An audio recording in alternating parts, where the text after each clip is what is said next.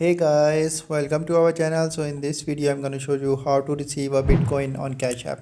So simply just in order to do this, first of all open your Cash App account, and after that when you successfully open your Cash App account, so now here you can see the request and pay option. So simply click on request. So currently my account is not verified to receive any kind of payment like US dollar or Bitcoin.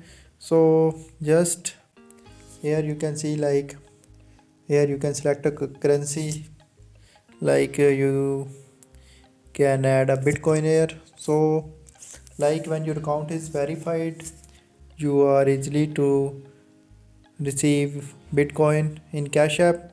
So as you can see in the money option, like add cash, cash out, Bitcoin, all the options are available here. So first you have to verify your account in order to receive a Bitcoin in Cash App.